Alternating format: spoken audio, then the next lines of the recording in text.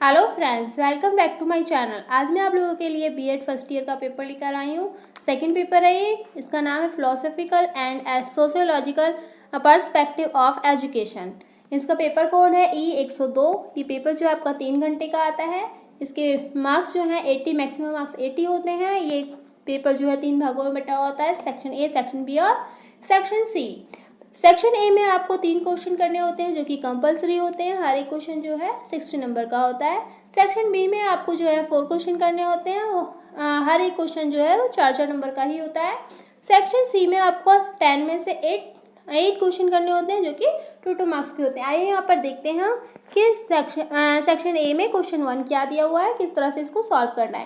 यहाँ पे पहला क्वेश्चन दिया हुआ है कि ज्ञान क्या है, ज्ञान के विभिन्न प्रकार बताइए। पहले हमें क्या करना है, ज्ञान के बारे में बताना है, ज्ञान की डेफिनेशन देनी है। जैसे कि देवी ने कहा है कि जो कुछ भी मानव जाति के लिए उपयोगी है वो वास्तविक ज्ञान है। और अद्वैतवाद के जो शंकर हैं और उन्होंने भी ये कहा है कि ज्ञान के जो प्रकार हैं वो 3 प्रकार के बताए उन्होंने।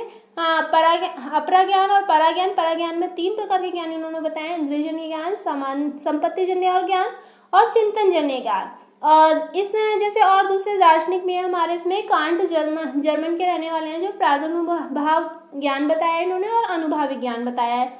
और इसके बाद हम देख लेते हैं कि तीसरे जो हमें ज्ञान वैज्ञानिक हैं उनको हम देखते हैं कि उन्होंने स्पेंसर ने बताया आत्मरक्षा से संबंधित क्रियाओं का ज्ञान और जीविकोपार्जन संबंधी ज्ञान, सामाजिक राजनीतिक क्रियाओं का ज्ञान, अवकाश के समय का सदुपयोग का ज्ञान आदि। इनमें से कुछ भी प्रकार बता देने हैं आपको। नेक्स्ट आपका इसमें से नेक्स्ट क्वेश्चन दिया हुआ है, शिक्षा में यथार्थवाद से क्या आशय है, इसके द्वारा प्रतिपादित शिक्षा के उद्देश्य, शिक्षण विधि तथा पाठ्यक्रम की विवेचना कीजिए। इन दोनों में से आप कोई एक क्वेश्चन कर सकते हैं, जो भी आपको अच्छा लगता हो या आता हो उसमें से कर सकते हैं आपको। नेक्स्ट क्वेश्चन यहाँ पे दिया हुआ है, गिजू भाई कौन थे। गिजू भाई के शैक्षिक विचारों का मूल्यांकन कीजिए। पहले यहाँ पे बताएं गिजू भाई के बारे में बताना, उसके बाद शैक्षिक मूल्यांकन के बारे में बताएं। तो गिजू भाई कौन थे, गिजू भाई का पूरा नाम क्या था, ये सारी बातें इसमें पहले बतानी होगी। जैसे गिजू भाई का पूरा नाम गिरिजा शंकर भगवान जी बदेका था। उनका जन्म 15 नवंबर 1885 गुजरात के सौराष्ट्र क्षेत्र के चित्रल गाँव में हुआ था। गिजू भाई भावनगर में बड़े हुए और गिज्जू भाई पेशे से एक वकील थे। ये सारी मतलब बातें उनके बारे में पहले बतानी है। उसके बाद जो है उनका शैक्षिक मूल्यांकन बताना है कि किस तरह से उन्होंने शिक्षा के ऊपर बात कही है। उन्होंने संतुलित व्यक्ति का विकास करने पर बात कही और प्रेरणा, समझदारी और अर्थ में वृद्धि, संवेगों, शिक्षा, व्यक्तिगत विभिन्नताएं, ये सारी बातें उन्होंने रखी थी अपने शैक्षिक विचारों में। तो इसके बाद जो है आपका अथवा करके क्वेश्चन और दिया हुआ है इसमें, शिक्षा के व्यक्तिगत एवं सामाजिक उद्देश्यों से क्या अभिप्राय है। व्यक्तिगत और सामाजिक उद्देश्यों से क्या अभिप्राय, इसके बारे में यहाँ पे बताना होगा। सबसे पहले शिक्षा के व्यक्तिगत और सामाजिक उद्देश्य से अभिप्राय बताना है पहले। उसके बाद जो है वर्तमान जनतांत्रिक भारत में इन दोनों में से आप किसे प्राथमिकता देंगे, इसके बारे में बताना है। तो यहाँ पे जो है शिक्षा की व्यक्तिगत उद्देश्य के बारे में इसका अर्थ यह समझा जा सकता है कि शिक्षा द्वारा व्यक्तिगत शक्तियों, योग्यता और क्षमताओं का विकास करना होता है। और यहाँ पे यह देख लेते हैं सामाजिक उद्देश्य के अंदर क्या आ सकता है। सामाजिक उद्देश्य के अंदर आएगा कि कुशल व्यक्ति की विशेषताएं बताई गई हैं इसमें, आर्थिक कुशलता, निषेधात्मक नैतिकता, विधायक नैतिकता। और जैसे कि जॉन डेवी ने भी बताया है कि 7 उद्देश्य उन्होंने बताए हैं, मौलिक क्रियाओं को आज्ञा देना, परिवार की योग्यता, सदस्यता और व्यवसाय या फिर नागरिकता, अवकाश का उचित उपयोग करना, नैतिक चरित्र का निर्माण करना, ये सारी बातें उन्होंने बताई है। तो इसके बारे में यहाँ पर बता सकते हैं। इसके बाद तीसरा क्वेश्चन यहाँ पे दिया हुआ, राष्ट्रीय एकता ईंट, गारे या छेनी हथौड़े से प्राप्त नहीं की जा सकती। इसका विकास शांतिपूर्वक लोगों के मन और मस्तिष्क में होना चाहिए और जिस प्रक्रिया से ये कार्य संपन्न हो सकता है वह शिक्षा ही है। समझाइए। अब ये तो बात सभी जानते हैं कि ये कोई मकान तो है नहीं जिसपे छेनी हथौड़ा या गारा चलाया जाए। तो हम क्या करेंगे, जो मानसिक जो स्थिति है उसमें जो परिवर्तन आता है वो शिक्षा से ही आता है। तो इस बात को हमें समझाना है अपने शब्दों में। अथवा करके यहाँ पे देखो एक क्वेश्चन और दिया हुआ है, डीवी के जीवन दर्शन एवं शिक्षा दर्शन की विवेचना कीजिए। डीवी के प्रयोगात्मक स्कूल के विषय में आप क्या जानते हैं। तो यहाँ पे देखो शिक्षा के उद्देश्य, शिक्षा जीवन दर्शन एवं शिक्षा दर्शन की विवेचना कीजिए। तो सबसे पहले यहाँ पे जो बताना होगा आपको जहाँ जीवन दर्शन के बारे में बताना है, फिर शिक्षा दर्शन के बारे में बताना है। तो जीवन दर्शन में उनका क्या था, शिक्षा के जो उद्देश्य थे वो स्पष्ट थे। शिक्षा की पाठ्यचर्या में सुधार लाना था, शिक्षण विधियों में सुधार लाना था, ये सारी बातें इसमें बतानी है। और इनका जो प्रयोगात्मक स्कूल के विषय में कि आप क्या जानते हैं, यहाँ पे बताया प्रयोगात्मक स्कूल के बारे में, जैसे प्रयोग करना, ये सारी चीजें इसमें बताना है। जॉन डेवी का जन्म कहाँ हुआ था, ये तो जीवन दर्शन में हो गया। प्रयोगात्मक में क्या हो गया कि प्रयोगात्मक में उनके कार्य बताने हैं कि किस तरह से उन्होंने किए थे। यहाँ पे नेक्स्ट सेक्शन बी आ जाता है। सेक्शन बी में हम क्वेश्चन 1 देखते हैं। आपसी भाईचारे के विकास में त्योहारों की भूमिका की विवेचना कीजिए। तो त्योहार आप लोग जानते हैं कि हर किसी जगह के जो है त्योहार अलग अलग ही होते हैं और अलग अलग तरह से ही मनाए जाते हैं हर देश के त्योहार। तो अगर जब सभी लोग इन त्योहारों के बारे में जानेंगे, समझेंगे और एक दूसरे की कदर करेंगे, इज्जत करेंगे और हर त्योहारों को मनाएंगे, तो क्या आपसी भाईचारे का विकास तो ऑलरेडी होगा ही ना उसमें। तो यहाँ पे क्या है, तो लोगों में जो है सामाजिक भावना का विकास होगा, मनोरंजन का विकास होगा, सामाजिक एकता की भावना का विकास होगा और सभी परिवार एकजुट हो सकते हैं। यहाँ पर जैसे मनमुटाव हो जाता है तो त्योहारों पे सभी परिवार एक साथ हो जाते हैं। जैसे बहुत से लोग क्या करते हैं, घर से दूर जाते हैं खाने कमाने के लिए, तो वो क्या त्योहारों पे एकजुट हो जाते हैं एक ही जगह पर आकर।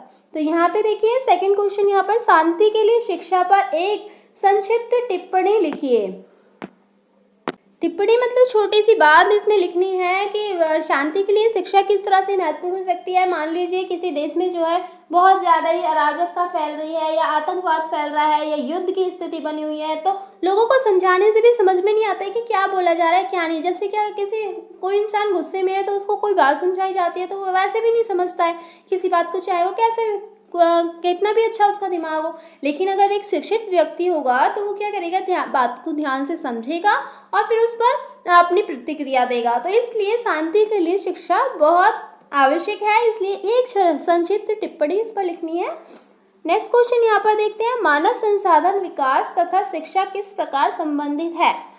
तो मानव संसाधन विकास और शिक्षा किस प्रकार संबंधित हो सकती है। देश के जो अनेक संसाधन में अपार मानव संसाधन को एक नए संसाधन के रूप में देखा जा रहा था। इसमें विकास के लिए सरकार ने जो है अनेक प्रयास किए, बहुत सारे काम किए हैं। चीन, अमेरिका, ब्रिटेन और इन सब देशों ने क्या है, जनसंख्या को संसाधन माना है। जनसंख्या को क्या माना है, संसाधन माना है। तो अब भारत में जो है मानव संसाधन विकास के लिए भी कई योजनाएं बनाई जा रही है। मानव संसाधन विकास मंत्रालय द्वारा बहुत सारे काम किए जा रहे हैं। जो भी जैसे कि यहाँ पे बताया जाता है कि जो भी वस्तु है आय में है, उत्पादन में वृद्धि करती है, वो क्या है, पूंजी है एक तरह से। तो मानव पूंजी भी यहाँ पे बताई गई है। तो इसके बारे में यहाँ पे मानव संसाधन विकास पर शिक्षा किस प्रकार संबंधित है यहाँ पे बताना है। नेक्स्ट आपका आता है, रूसो की निषेधात्मक शिक्षा पर एक टिप्पणी लिखिए। निषेधात्मक शिक्षा मतलब नकारात्मक शिक्षा। नकारात्मक शिक्षा रूसो के अनुसार वह शिक्षा है जो बालक की प्रवृत्तियों व शक्तियों के अनुसार दी जाती है।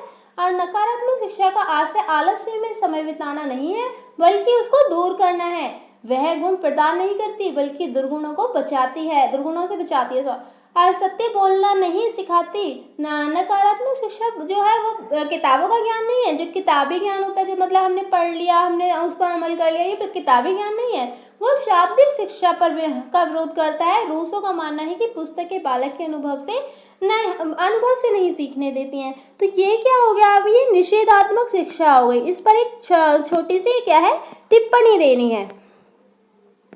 शंकराचार्य का अद्वैत वेदांत दर्शन क्या है, यहाँ पे बताना है आपको शंकराचार्य के बारे में कि शंकराचार्य का जो अद्वैत वेदांत है वो क्या है, अद्वैत वेदांत दर्शन क्या है। शंकराचार्य का जो अद्वैत दर्शन भारतीय चिंतन धारा का जो चरमोत्कर्ष है, सबसे मेन जो चीज है, वेदांत दर्शन की एक शाखा होने के नाते कभी कभी अद्वैतवाद को क्या कहते हैं, अद्वैत दर्शन भी, अद्वैत वेदांत भी कह देते हैं। तो इसका जो मूल सिद्धांत है ये है तत्व मीमांसा, ज्ञान मीमांसा और आचार मीमांसा के आधार पर है। तो इसके जो सिद्धांत है वो क्या है, ये ब्रह्मांड ब्रह्म द्वारा निर्मित है, ब्रह्म सत्य है, जगत मिथ्या है, आत्मा ब्रह्म का अंश है, मनुष्य अनंत ज्ञान और शक्ति का स्रोत होता है, मनुष्य जीवन का अंतिम उद्देश्य मुक्ति होता है। मुक्ति के लिए क्या जरूरत है, ज्ञान जरूरी है, तो ज्ञान आवश्यक है। ज्ञान के लिए जो है श्रवण, मनन और निधिध्यासन जरूरी है। ये सारी बातें जो है आपको इसमें लिखनी है। शिक्षा के विभिन्न प्रकार कौन से हैं? शिक्षा के विभिन्न प्रकार यहाँ पे बताने होंगे। शिक्षा के विभिन्न प्रकार जो है यहाँ पे, शिक्षा मनुष्य की जो है शारीरिक और मानसिक शक्तियों का विकास करने का एक साधन है, और शिक्षा बालक की जन्मजात शक्तियों का विकास भी करती है, जो कि शिशुअवस्था और प्रौढ़ावस्था से लेकर उसके विकास को बढ़ाती है। शिक्षा के जो है यहाँ पर 3 प्रकार बताए गए, औपचारिक शिक्षा, अनौपचारिक शिक्षा और निरौपचारिक शिक्षा। ये इसके प्रकार बताए, ये भी यहाँ पे बताया, यहाँ पे पूछा गया है ना कि इसके विभिन्न प्रकार कौन कौन से हैं, तो यहाँ पे बताना है आपको। शिक्षा के 3 प्रकार हैं, औपचारिक शिक्षा, अनौपचारिक शिक्षा और निरौपचारिक शिक्षा। औपचारिक शिक्षा क्या होती है? जैसे कि विद्यालय से हम जो शिक्षा प्राप्त करते हैं वो क्या होती है? निश्चित होती है, निश्चित समय होता है, निश्चित पाठ्यक्रम होता है इसमें। अनौपचारिक शिक्षा क्या होती है? वो प्रकृति से, अनुभव से सीखी जाती है, जो कि हम लोग समाज से सीखते हैं। निरौपचारिक शिक्षा क्या होती है? जो ओपन स्कूल, जिसका पाठ्यक्रम लचीला होता है और ये क्या है? उद्देश्यपूर्ण होती है, लेकिन ये बाधित नहीं होती है। इसको हम अपने तरीके से घर पर बैठकर सीख सकते हैं। ये यहाँ पे बताना है आपको। महात्मा गांधी की 3H की शिक्षा से आप क्या समझते हैं? महात्मा गांधी तो केवल साक्षरता को शिक्षा नहीं मानते हैं। उनके अनुसार जो है साक्षरता ना तो शिक्षा का अंत है और ना ही प्रारंभ है। ये तो केवल एक साधन है जिसके द्वारा मनुष्य जो है शिक्षित किया जा सकता है। गांधी जी मनुष्य के शरीर, मन, हृदय और आत्मा का योग मानते हैं, और इन्होंने जो है 3H का सिद्धांत दिया है, जो कि क्या है? 3H का मतलब है 3H से मिलकर बनाया। ये 3H कौन कौन से हैं? H for hand, H for head और H फॉर हार्ट, इनसे मिलकर बनाया। ये यहाँ पर बताना है आपको। नेक्स्ट क्वेश्चन यहाँ पर दिया हुआ है, आधुनिक विश्व में मानवतावाद का महत्व और उपयोगिता क्या है? आधुनिक विश्व में, आज के युग में जो है मानवतावाद का महत्व और उपयोगिता किस प्रकार से है, ये यहाँ पर आपको डिटेल से बताना होगा कि उपयोगिता इसकी क्या है। नेक्स्ट पे यहाँ पर आते हैं। नेक्स्ट है आपका सेक्शन से यहाँ पर दिया हुआ है, इसमें से बताया था मैंने आपको कि 10 क्वेश्चन में से 8 क्वेश्चन करने हैं, जो कि 2-2 अंक के हैं। यहाँ पर देख लेते हैं फर्स्ट क्वेश्चन क्या दिया हुआ है। किंडरगार्टन पद्धति किसने दी थी? किसने दी थी किंडरगार्टन पद्धति? आपको पता है? फ्रोबेल ने दी थी। तो यहाँ पे नेक्स्ट क्वेश्चन आपका दिया है, गीतांजलि रचना के लिए टैगोर को किस सन में नोबेल पुरस्कार दिया गया था? 1913 में दिया गया था नोबेल पुरस्कार। सामाजिक परिवर्तन के 2 कारक लिखिए। सामाजिक परिवर्तन के 2 कारक कौन कौन से हो सकते हैं सामाजिक परिवर्तन के? तो यहाँ पे ये 2 कारण बताने हैं यहाँ पर सामाजिक परिवर्तन के। और इसके बाद जो है डेमोक्रेसी एंड एजुकेशन किसने लिखी थी? डेमोक्रेसी एंड एजुकेशन क्या किसने लिखी थी? ये जॉन डेवी ने लिखी थी। किसने लिखी थी? जॉन डेवी ने लिखी थी। धर्मनिरपेक्षता शब्द भारतीय संविधान में किस सन में जोड़ा गया? धर्मनिरपेक्षता जो है शब्द भारतीय संविधान में किस सन में जोड़ा था? 1976 में जोड़ा गया था ये। ठीक है, यहाँ पे नेक्स्ट क्वेश्चन आपको दिया है, पांडिचेरी का संत किसे कहा जाता है? किसे कहा जाता है पांडिचेरी का संत? श्री अरविंदो को कहा जाता है पांडिचेरी का संत। दर्शन विज्ञानों का विज्ञान है, ये कथन किसने कहा है? ये कथन काम्टे ने कहा था। नेक्स्ट क्वेश्चन यहाँ पर दिया हुआ है, दिवा स्वप्न किसने लिखी थी? दिवा स्वप्न गिज्जू भाई ने लिखी थी। तो यहाँ पे नेक्स्ट क्वेश्चन देख लेते हैं। यहाँ पे नेक्स्ट क्वेश्चन है आपका, प्रोजेक्ट विधि किसने दी थी? प्रोजेक्ट विधि किलपैट्रिक की थी। और शंकराचार्य का जन्म किस राज्य में हुआ था? शंकराचार्य का जो जन्म है वो केरल में मालाबार तट पर स्थित कलादी नामक स्थान पर हुआ था। ये आपको यहाँ पर लिखना है। अगर आपको मेरी वीडियो अच्छी लगी हो तो लाइक, शेयर, सब्सक्राइब जरूर करें।